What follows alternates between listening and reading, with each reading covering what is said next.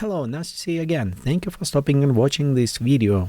And where we're going over ComfyUI. We're going to look on the nodes, how to connect and how to use them. ComfyUI, it's a stable diffusion based applications, which lies in visual way with the nodes, how to workflow it's going.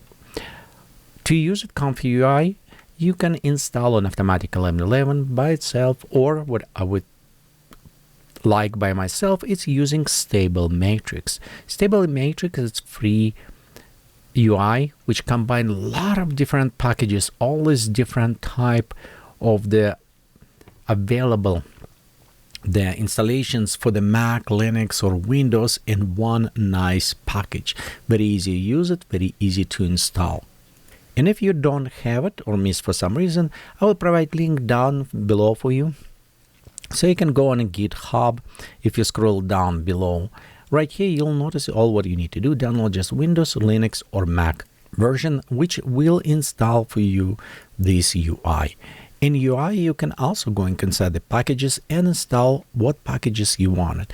The best things about when you add packages, if you click add, you notice right here you can select one of them and it's tell you where it will work or what OS it will use it. For example, ComfyUI, if we click on this, you'll notice it can utilize CPU or NVIDIA, DirectML, AMD on Linux and Mac OS. So it will tell you what package will work in what system. After you're selecting, just click install. Mine is already installed. So let me go ahead, cancel this one, and we're going to launch. We can launch directly from package, click right here, launch, or we can go to the launch menu, select from drop down, and click on launch. Another benefits running from Stable Matrix, it will utilize, centralize all of the checkpoints and libraries and LoRa's, whatever you're using, in one place. So you won't have multiple copies on your computer, which is save a lot of room. The one minus what I found with this specific UI, it is allowed you to launch only one package at a time. So for example, if you run automatic 11.11 from Stable Matrix, you cannot run ComfyUI. It says already in use. Sometimes as launching alone, I may launch multiple, but using only one at a time. I understand the reason why they've done this, to preserve memory, because you may load a checkpoint one type and another in different window, and it will take quite a bit of time. So right here you can see it is start executing, and we can just follow, see when it's a ComfyUI ready to work with. And here we have it, our ComfyUI open. By default, this window can be a little bit different, but it's okay. What we're going to do, we're going to look on all of these and how they connect. First, you'll notice it is big workspace, and by clicking middle button on your mouse or other things, you can select and drag around the space. You also can zoom in, zoom out. I'm using the wheel on my mouse to do this. So we can preview like all of the structure or just zoom directly to specific element. This element, each of them, it's called node. So node, it's like this box, which is some have it only outputs, some maybe have it inputs and outputs, and other ones have it just only input and produce something. For example, right here with a loaded checkpoint, you'll notice it's have it only 3 output. Well, technically it's have it one selection input, and it's when we select any specific checkpoint we want to use it. But general, it will have it no other inputs and only provide for us model, clip, or via points.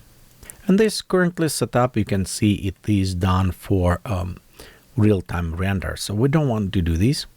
Let's go ahead and delete some elements that we weren't going to use.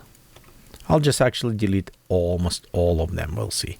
By the way, this other box, if you notice, this is a group, and we don't need group. Group would do nothing, it's just a visual or management for other nodes. Let's look what we have here, okay? And actually, we won't delete this.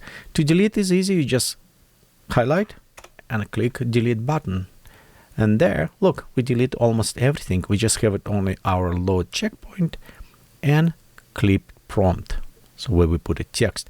If you need to add new nodes, all what you need to do, just to right click anywhere. And you notice right here, we have it add node. If we click on add node, we have a lot of different nodes. We have it utilities, sampling different, loaders, condition, different length, and you notice some of them nested. So you have it like multiple levels. You can go more down. We have it image, for example, upscaling on an image if we need it, preprocessors, animations. We can even save image if we want it. And for example, let's click on save image. If we open, you'll notice it's create another node. Save image. Obviously it's saved on a hard drive or your other disk, but it does not have it necessary processing node. What I mean processing, it's when something come, process here, and have it output. So this will accept image, and notice right here color says image, and it will be saved where we specify. So it's kind of good to have this node if you want to save on a hard drive. We also want to have it like loaded checkpoint. Well, let's go ahead and create one. We leave it a load checkpoint here because we're going to use, and we have it one clip. So when you want to maybe positive and negative, yeah, let's go add another ones. And notice right here it says conditioning. So if it's conditioning, we probably want to go inside the conditioning here, and we also want to select clip text encode prompt. If we put it, it should be same. And we want two if we want to use it, one as negative and one as a positive prompt. Next, we need to define the image. So what is meaning? We need set for application for the ComfyUI. We need to tell what size of image we want as original or what we want to create. For this, we want to go inside the node. Latent is what we're going to do, and we want to create an empty latent image. So we're going to create this node. Notice as we're creating here, we have our width and height. It's what we're going to specify. And also how many we wanted, like batch size. Do you want 1, 2, 3, 4 images? How many you want to create at once? Next, we want to somehow combine them together to use it. So for this, we need to use it sampler. And the best thing to do is go sampler and use it case sampler. This is simple one. Look what we have here. We have it our positive, negative input, and let's go right there.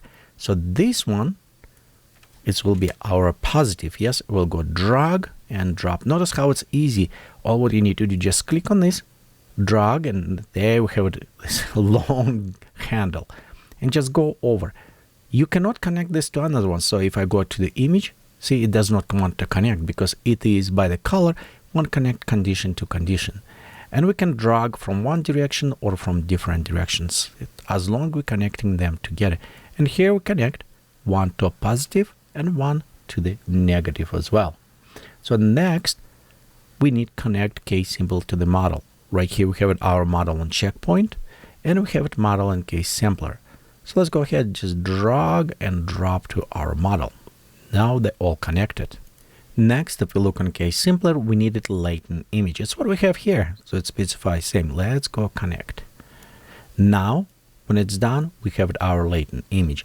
What do we want to do at this time? We have it noise processing, and we need to actually specify the processing. For this, we need to use it our waypoint. Well, next what we need to do right here, we need to take this information and somehow decode to the image. And for this, we'll be using our VAR or variational autoencoder and put it between latent and image. So let's go ahead. We'll click right there. We'll go to the nodes now, then to the latent, and we'll select the decode. Notice what we have here. We have one sample input. We'll go from latent connect, and we also have it via right there input and on our checkpoint. So we need to connect those together. Next, we want to go and save this image. Let's go set to connect. That is it. That's all what we needed as a symbol to process. So let's go try here. And we're going maybe type forest. By the way, it's hard to see. You can always remember, scroll in so we can see here. Okay, forest. and we'll just type green. I don't want green forest. We'll see what we have it. Next, all what we need to do is just go ahead and press Q. Notice it is come up some errors and says require input missed as a clip. This is a nice variation, because if we forgot to connect our clip from here to our negative prompt and validations happen, if we miss something, it will come and tell us. And that's a very nice kind of element. Also notice it will highlight in red where the error happened, as well it's even mark for us what we're missing. Well, of course, because we need to take this clip and connect to our decode now. Okay, when we fix this error, let's try again. We click on a prompt and it says rendering now. Sometimes it may take a little bit time at the beginning because it is need preloaded model if you have a new model, or perform some other operations when you launch for first time. And that's why sometimes get very handy to going to your task manager, performance, GPU performance, and we'll look on this. Notice right here it is utilizing, so it's processing, as well it's using some memories. It does not use that much memory because it's a small teeny tiny render, but it is a nice way to see when it's working. We also can see how it's running if we go in our manager, and right here we'll click on our view quantity right there, and we can see it, our view history. So we can delete it, work if we don't want it, refresh, and you can see right here one is running. So let's click also preload if we need it, and this is still executing, so it's still probably downloading the model or other elements that we're missing. And here we have it, our image. Notice right there it's also showing our image, and because I say no green, it does not show any green. There also ComfyUI have it very beautiful hidden secrets. Well, it's not secrets, but it's hidden definitely. The all information about the nodes or how image was done, it's written inside the image itself. It's inside metadata. So we have it, some create very interesting setup, and you want to know how other people done, they can actually share with you image, and all what you need to do, just take this image, drag and drop. Well, before we look, let's look a little bit closer at what's happening here.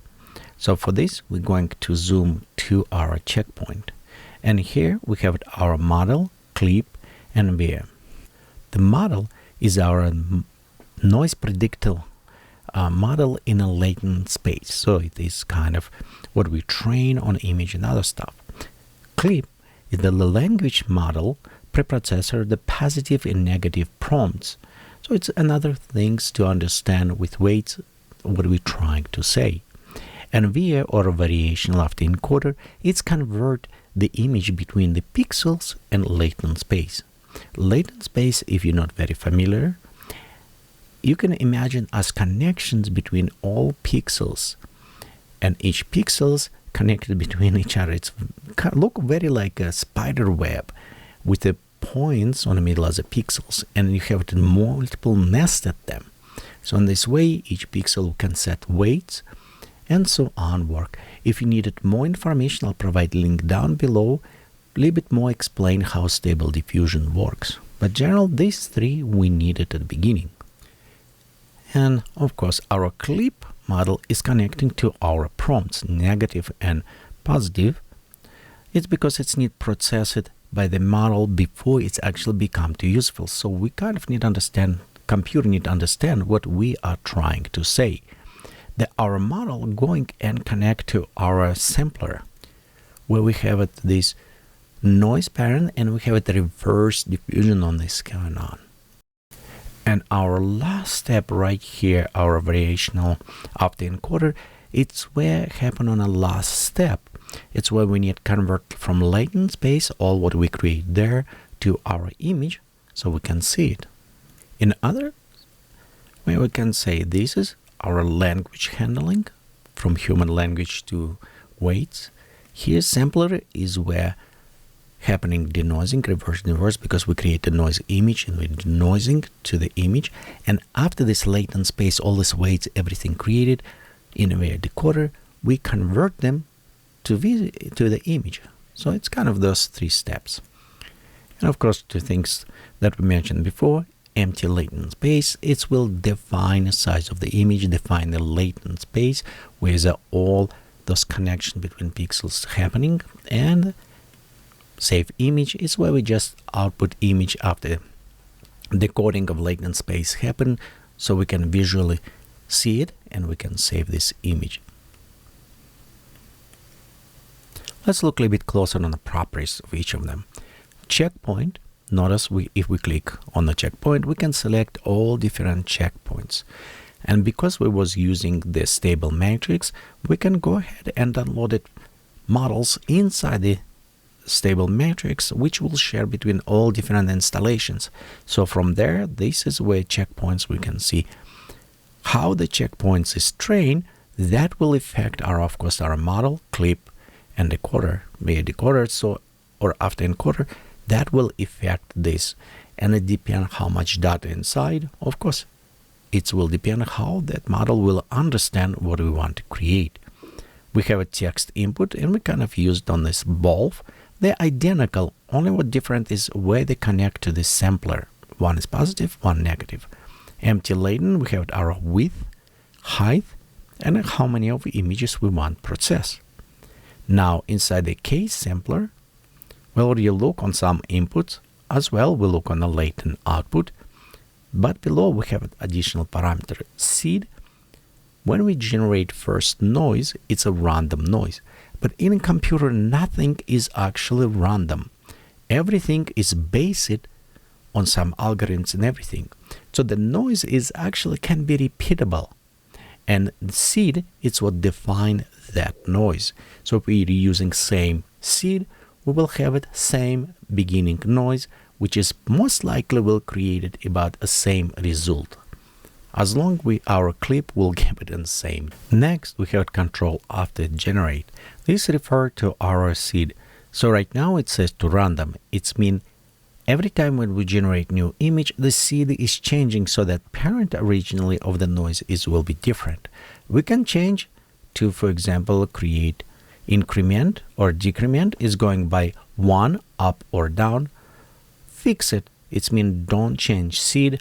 And this is sometimes nice if you want to just change or tweak a little bit for the prompt. For example, if I leave it fixed here and we're going to render one more time, we should notice right here be almost about same image. Let's try again one more time.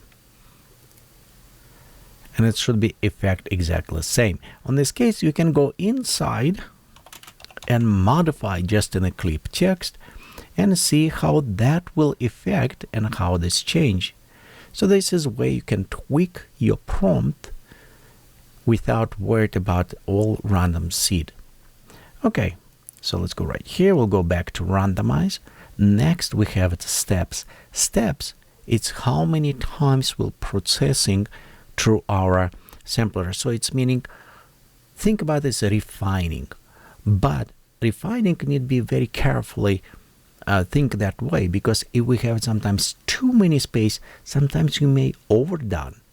So you want to be sure your sample step is set with how many it was trained on a model. Usually when you look on documentation on the model, it will tell like some model will require 75 or 55, 35, 20 steps. It's what originally used for some models. Some Turbo SDXL used only one step, so it's just depend on the model. And if you use it more, the result won't be that good. So read documentation for the model or stay with the 20 or with 35. This is very safe bet. So the next one, going to the sampler. And sampler, it is responsible for the denoise. It's carrying from step to denoising, because sometimes it's original stable diffusion when it was done and everything. it is, think about this, remove some noise, compare if image look what we wanted, not compare, it's more on a weight. And I'm quite a bit simplify actually how it's work, but think about this as a steps of denoising, how they're going. So and it's what related to this. And sampler, it's responsible for this. Some model work better with some samplers, other models work with different samplers. Euler, it's very common, very fast sampler, very popular. Other ones is actually very popular and people like to use. It will be KPTM1 or DMP. So it depends which one you can use it, and I put a link down below for you if you're interested to see what sampler can do, so you can learn a little bit more about this if you want to dive in. Next we have a scheduler, which is actually control how noise level should change each step. And we have it also denoise. This is how much of initial noise should be erased by denoiser processor. So it's meaning one, it's erase all or not. So this one you can modify and see how much you want to play. So you can increase, decrease, and do all of these values.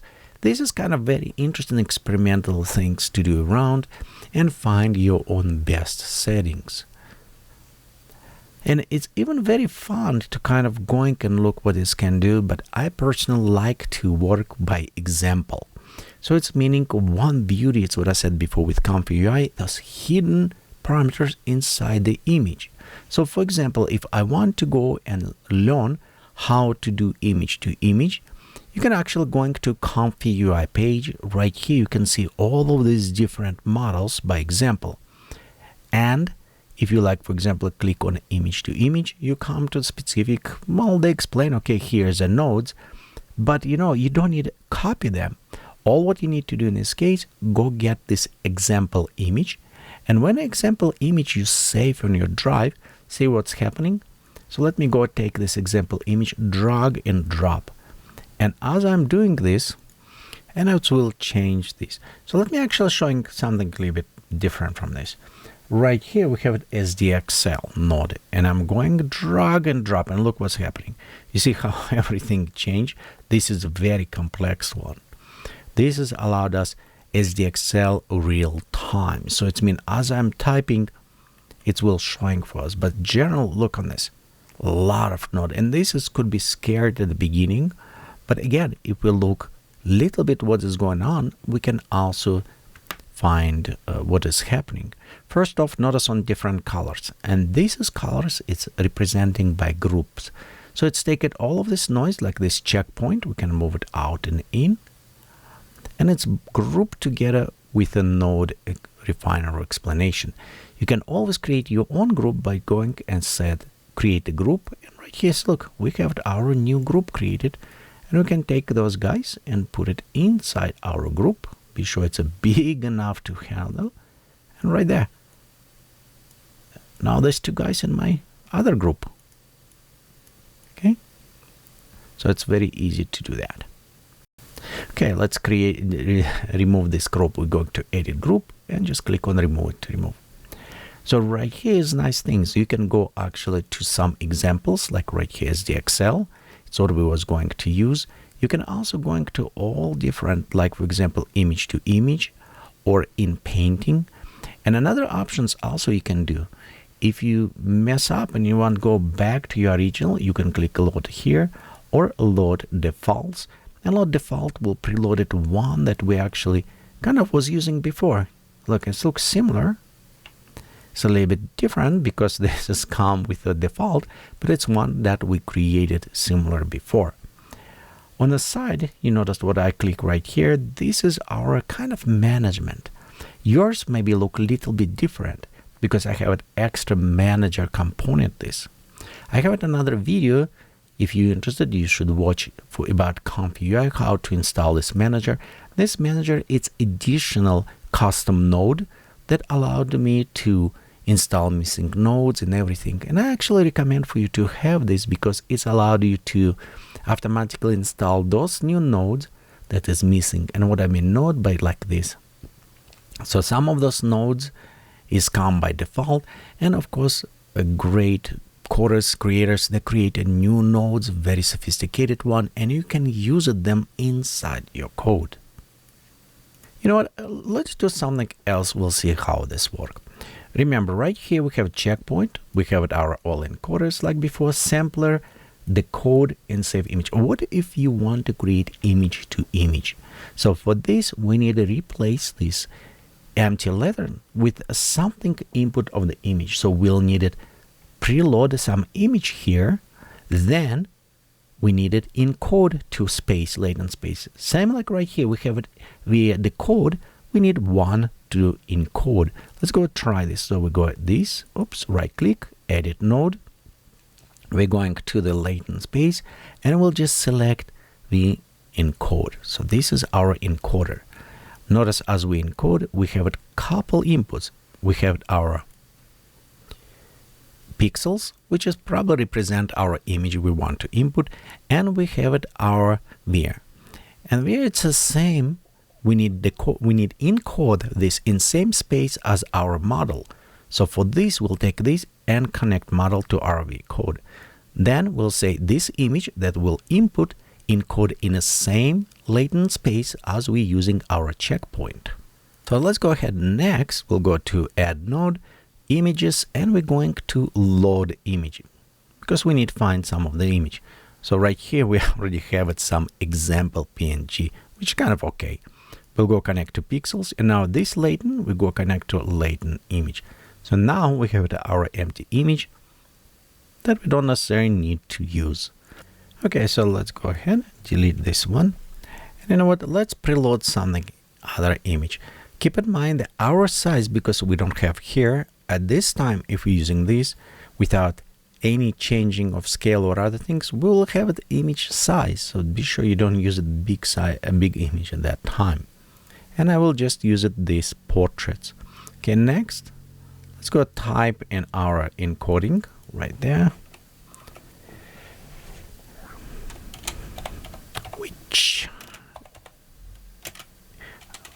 Which portrait? I think that should work. Text watermark.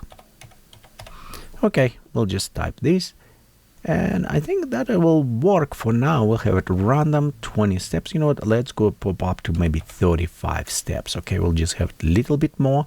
Leave it everything else as default. I think that is look good, and we'll just click on Q.